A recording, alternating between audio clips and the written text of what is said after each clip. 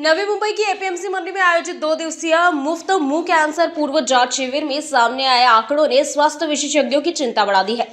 Asia की सबसे बड़ी मंडियों में शामिल एपीएमसी में ये शिविर टाटा मेमोरियल सेंटर और वर्ल्ड एग्रो केयर फाउंडेशन के संयुक्त तत्वाधान में मसाला और फल मार्केट में लगाया गया था। शिविर का उद्देश्य तंबाकू और गुटखे जैसे पदार्थों के सेवन से होने वाले खतरनाक रोगों के प्रति जागरूकता फैलाना और मुंह की कैंसर की शुरुआती पहचान कराना था। 2 दिनों के दौरान कुल 379 लोगों की जांच की गई। इनमें से 75 लोग कैंसर के संदिग्ध पाए गए, जबकि 21 मरीजों के मुंह के कैंसर से जुड़े गंभीर लक्षण दिखाई दिए। डॉक्टरों ने इन मरीजों को तत्काल आगे की जांच और उपचार कराने की सलाह दी है।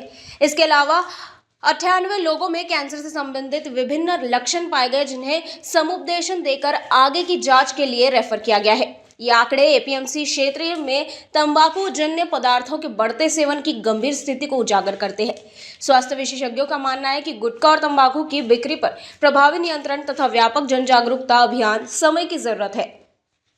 मुंबई कृषी उत्पन्न बाजार समिती तसेच टाटा मेमोरियल हॉस्पिटल यांच्या संयुक्त विद्यमानाने 2 दिवसाचा आम्ही तंबाखू जनजागृती कार्यक्रम व तसेच त्यांचे ओरल स्क्रीनिंग तपासणी करण्यात आली होती।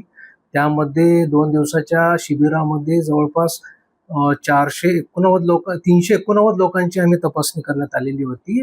त्यामध्ये बायोप्सीसाठी 21 लोकांना आम्ही रेफर केलं।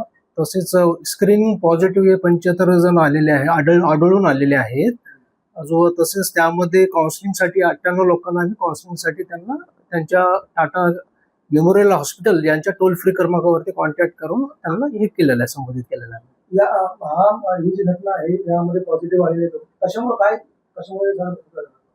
आता त्यामध्ये त्यांचं जे कामगार जे लोक आहेत त्यांच्यामध्ये खूप प्रमाणामध्ये मोठ्या संख्येमध्ये तंबाखूजन्य व्यसन वगैरे झालेलं आहे।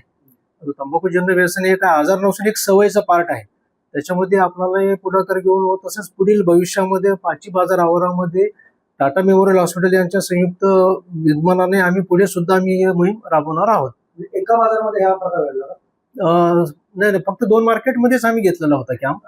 आता प्रोव्हिजन असं करतो की आम्ही आता पाची बाजार आवारामध्ये कंटिन्युटीमध्ये आम्ही करणार आहोत कॅम्प।